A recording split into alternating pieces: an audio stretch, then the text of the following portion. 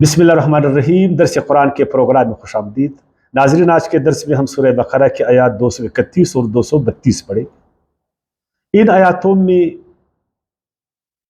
طلاقوں کے بعد، ایک طلاق کے بعد یا دو طلاقوں کے بعد، طلاق یافتہ بیوی سے رجوع اور رجوع کرنے کا طریقہ بیان ہوا ہے۔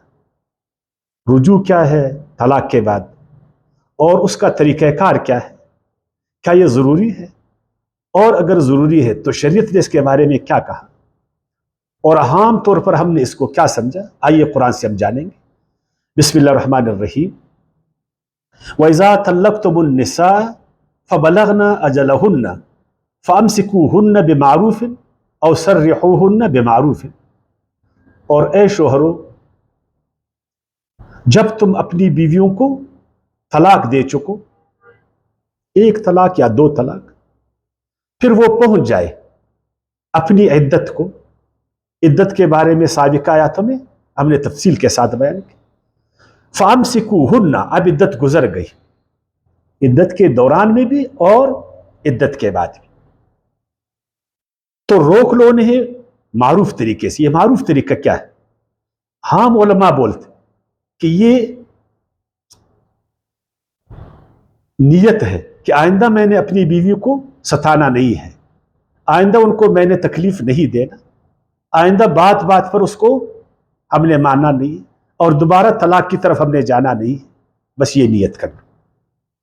پھر بیوی کی طرف جنسی رغبت کر لو، یا قولی یا فعلی۔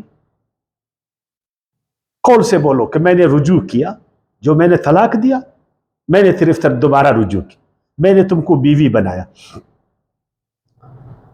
اس طرح کے کچھ جنسی الفاظ بول، یا پھر جنسی رغبت کا کوئی عمل کر، بوسہ دو اس کو، بیوی کو ہاتھ سے اس کو پکڑو، جنسی عمل اس کے ساتھ کر لو، تو یہ ہے رجوع جو عام علماء کہتے۔ لیکن امام شافعی رحم اللہ فرماتے رجوع عملی کوئی چیز نہیں ہے جب تک قول سے اس نے کو بولا نہیں، قولی طور پر کہ میں نے جو طلاق تم کو دی تھی میں دوبارہ رجوع کرتا ہوں تم کو بیوی بنانے کے لیے، تم دوبارہ سے میری بیوی ہو۔ اور اچھی بات یہ ہے، مستحب یہ ہے کہ دو گواہ بھی بنا لو۔ کیا ہے؟ مستحب ہے کہ دو گواہ بھی بنا لو۔ لیکن اگر آپ قرآن کو پڑھ لیں، آپ جا کر سورہ نکاح کو پڑھ لیں، تو وہاں آپ جان پائیں گے کہ اس طرح بات نہیں ہے۔ ایک مرد نے بیوی کو طلاق دیا، کامن سینس کی بات، اس کی بیوی طلاق ہو گئی نا۔ جب بیوی طلاق ہو گئی تو وہ اس کی بیوی تو نہیں رہی نا، اب اس کی بیوی نہیں رہی، وہ اس کے لیے نامحرم بن گیا، غیر عورت بن گئی۔ اب جو اس کی بیوی نہیں ہے وہ بغیر نکاح کا اس کی بیوی کیسا بن سکتی؟ کیونکہ قرآن نے خود اس کو طلاق یافتہ کہا، چاہے اس نے ایک طلاق دی، دو دیا، تین دی، بیوی تو طلاق یافتہ بنے گی۔ اسی لیے بعض علماء کہتے کہ نہیں، اس میں تجدید نکاح ضروری ہے، اور نکاح کے جتنے لوازمات ان سب کا ہونا پھر ضروری ہے۔ جس طرح نکاح میں دو گواہ ہوتے، نکاح میں بیوی کی رضامندی ضروری ہے، شوہر کا رضامندی ضروری ہے، پھر سے حق مہر طے ہوتا ہے، پھر سے شرائط رکھے جاتے ہیں، پھر سے ایک جدید معاہدہ ہوتا ہے، تاکہ شوہر یاد رکھے اگر میں نے اپنی بیوی کو طلاق دی اور اس کو دوبارہ میں بیوی اگر بناؤں گا تو مجھے ان شرائط سے، مراحل سے گزرنا ہوگا۔ اور اگر ہم اس کو یوں ہی رجوع کو رجوع بنائیں گے، صرف قولی اور صرف عملی، پھر تو بیوی بیچاری بڑھیا بنے گی، اس کو دکھا دے دو واپس لاؤ، دکھا دے دو واپس لاؤ، ایک دن گھر سے نکالو، دوسرے دن اس کو گھر میں لاؤ، غصے میں آؤ طلاق دے دو، غصہ ٹھنڈ ہو گیا دوبارہ اس پر ہاتھ پھیرو، دوبارہ اس کو لاؤ۔ کیا اسلام نے، شریعت نے عورت کو یہ مقام دیا ہے، یہ اس کا مرتبہ ہے، یہ انصاف ہے۔ کیا قرآن یہی ہمیں بتاتا؟ کیا معروف اسی کو کہتے؟ یہ جو قرآن ہمیں کہتے ہیں کہ تم خیر امت ہو، تم لوگوں کو معروف کی طرف امر کرتے ہو، تو معروف تو ایک قانون ہے جس کی طرف امر ہوتا، وہ قوانین جو قرآن نے بیان فرمائے، اللہ کے وہ حدود جو اللہ نے قرآن میں بتائے، اللہ کی وہ شریعت، اس کے احکامات جو قرآن میں بتائے گئے۔ معروف طریقہ نکاح ہے، معروف طریقہ دو یعنی میاں اور بیوی میں شرعی رغبت کے لیے، شرعی بندھن کے لیے جو معروف طریقہ وہ نکاح کا ہے۔ آپ سورہ طلاق کی آیات 2 کو ضرور پڑھنا۔ فَإِذَا بَلَغْنَ أَجَلَهُنَّ فَأَمْسِكُوهُنَّ بِمَعْرُوفٍ أَوْ فَارِقُوهُنَّ بِمَعْرُوفٍ وَأَشْهِدُوا ذَوَا عَدْلٍ مِّنكُمْ وَأَقِيمُوا الشَّهَادَةَ لِلَّهِ۔ مزید پھر آپ اس کو پڑھنا، جب عورتیں پہنچ جائے اپنی عدت کے مدت کو، اور اگر اس کو تم نے روکنا ہے، بیوی بنانا ہے، تو معروف طریقے سے، اور شہادت تم نے قائم کرنا ہے۔ اور اسی طرح سورہ نکاح کی آیات 19 بھی ہم پڑھ لیں، لا یحل لکم ان ترثوا النساء کرہا، پھر حلال نہیں ہے تمہارے لیے اے مردو کہ تم زوری زبردستی عورتوں کے مالک بن جاؤ۔ تم نے ایک عورت کو طلاق دی، وہ تمہاری بیوی نہیں رہی، اب تم کو زور ہے اس پر، زبردستی ہے کہ زبردستی اس پر ہاتھ پھیر دو اور اس کو بیوی بنا دو، جب تک وہ شرعی عمل نکاح کا منعقد نہیں ہو جائے۔ اسی لیے امام شافعی نے بھی فرمایا کہ رجوع کے لیے گواہ ہونی چاہیے۔ تو یہ ہے ان علماء کی رائے جنہوں نے قرآن میں غور کیا۔ میرے خیال میں ان کی رائے قرآن سے قریب تر ہے۔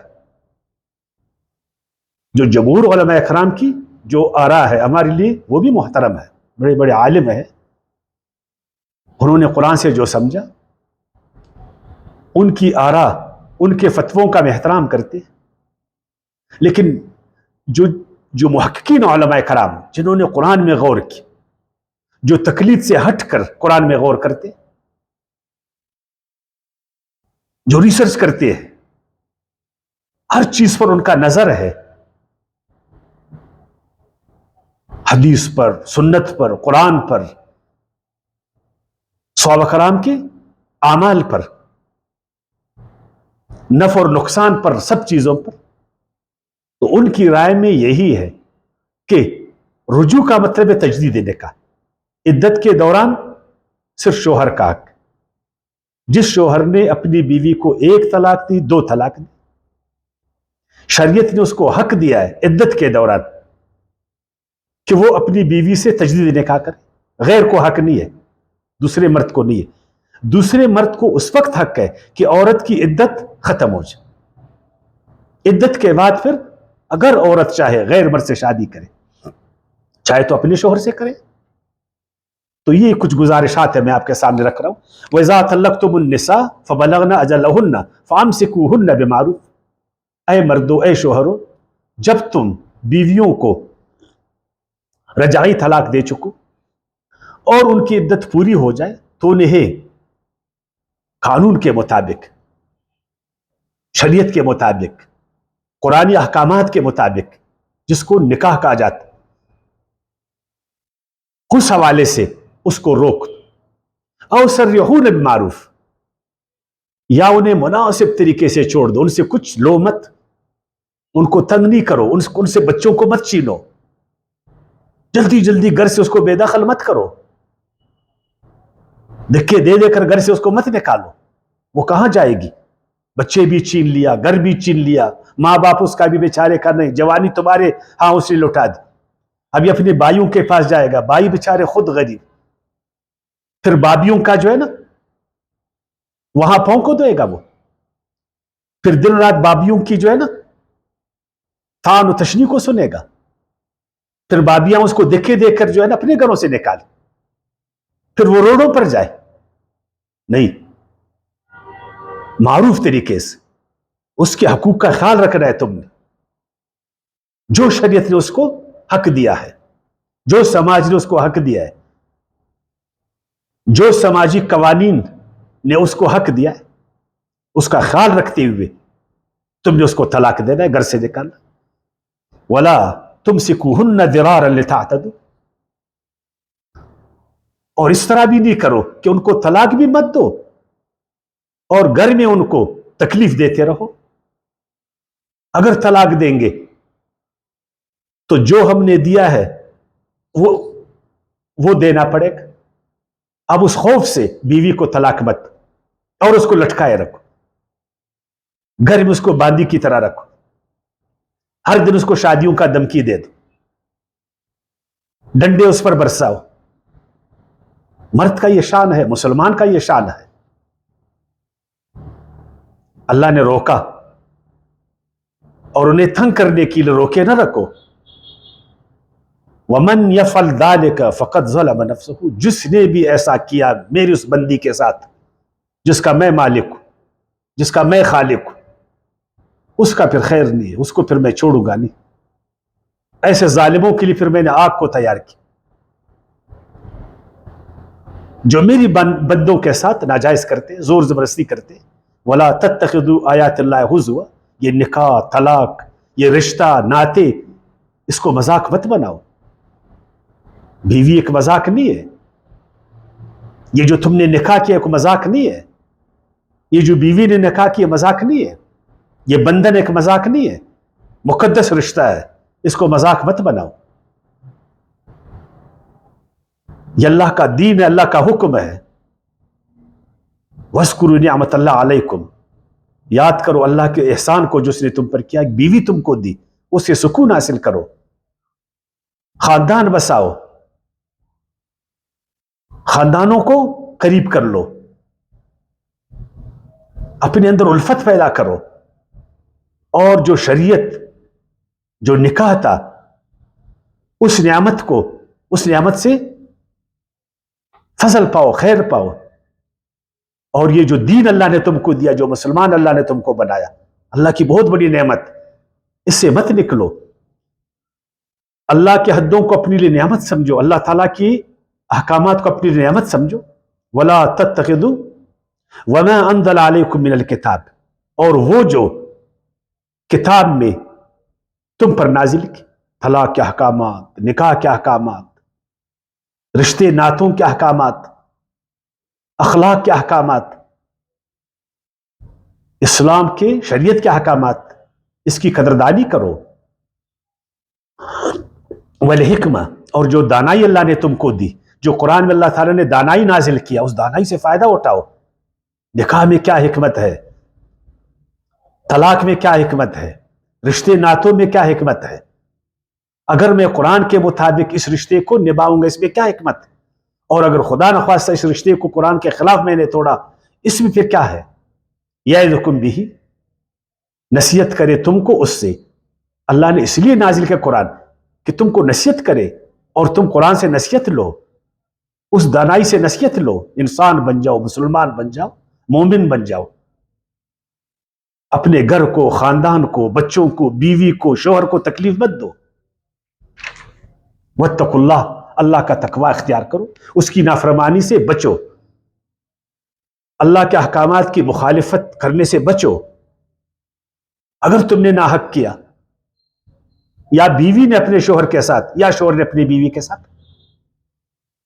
دونوں میں سے کسی نے بھی اللہ کے حکم کو توڑا، مخالفت کی، تو اس کی سزا اس کو بھگتنا پڑے گا. وَاعْلَمُوا أَنَّ اللَّهَ بِكُلِّ شَيْءٍ عَلِيمٌ، آگاہ رہو کہ اللہ پاک، بے شک اللہ پاک ہر چیز پر علم رکھتا ہے، ہر چیز کا اس کو علم ہے. وَإِذَا طَلَّقْتُمُ النِّسَاءَ، پھر سنو، تم میں سے کسی نے بھی اپنی بیویوں کو طلاق دی، فَبَلَغْنَ أَجَلَّهُنَّ، پھر وہ اپنی عدت کو پہنچ گئے، عدت کے دوران شوہر نے رجوع نہیں کیا، تجدید نکاح نہیں کیا،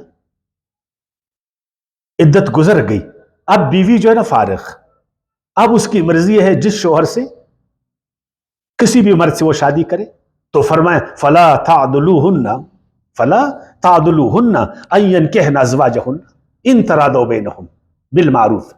अब औरत आजाद, पहले शोहर से शादी करे तो तब भी उसको मत रोको, किसी और मर्द से शादी करे तब भी उसको मत रोको। एक दफा बीवी को तलाक दे दी, फिर इद्दत के दौरान रुजू भी नहीं किया, तजदीद निकाह भी नहीं किया, उसके बाद भी निकाह नहीं करते उसके साथ, अगर वो बेचारी किधर और जगह जाकर शादी करे उधर भी तुम उसको नहीं छोड़ते। इतने शेर हो तुम, इस कदर तुम कुरान से दूर हो।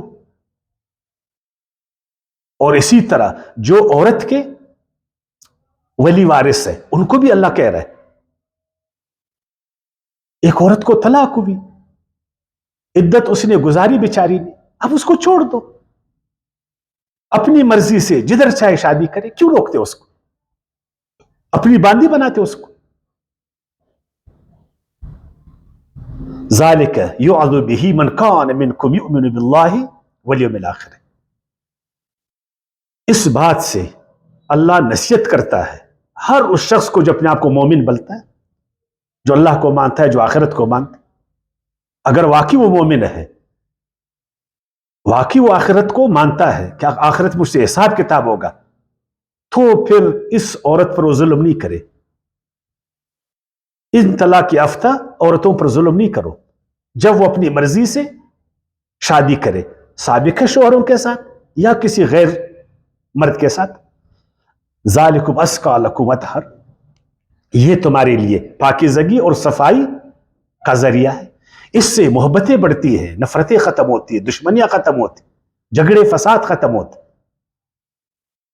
जब हर आदमी को हम शरीयत के दायरे में आजादी देंगे, दीन के दायरे में आजादी देंगे, आइन कानून के दायरे में आजादी देंगे, तो खुशियां आएंगी। जबर खुशियों का दुश्मन होता है, जबर माशरे की रफ्तार को, तरक्की को, खुशहाली को रोक देता। आजादियां वो खुशियां लाते हैं, तरक्की लाते, समाज में तरक्कियां पैदा होती। तो औरतों पर जबर नहीं करो। इधर औरतें क्या, मर्दों पर भी जबर होता, हर एक ताकतवर कमजोर पर जबर करते,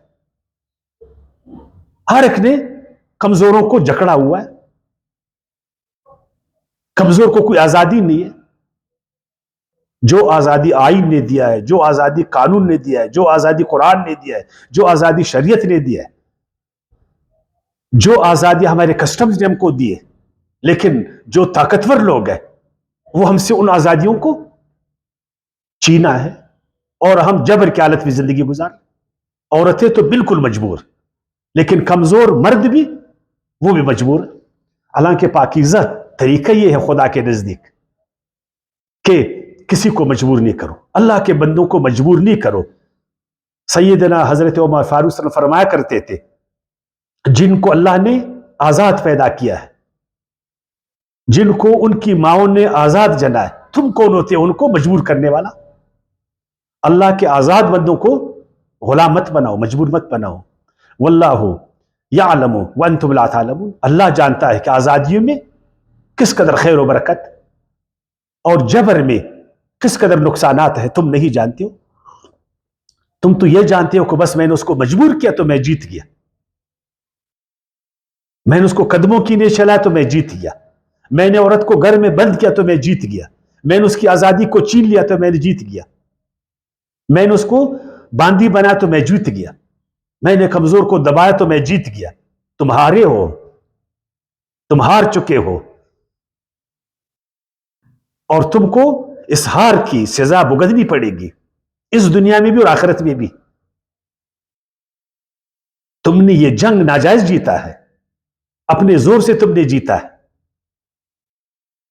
तुमने अल्लाह की शरीयत कानून को पामाल की, तुम हद हुदूद से निकले हो। जो अल्लाह के हदों को नहीं मानता, उससे निकलता है, उसको अल्लाह फिर नहीं छोड़ता, इल्ला कि वो दोबारा हदों में आ जाए, दोबारा माफी मांगे, अल्लाह के कानून में आ जाए। वमा अलैना इल्लल बलाग।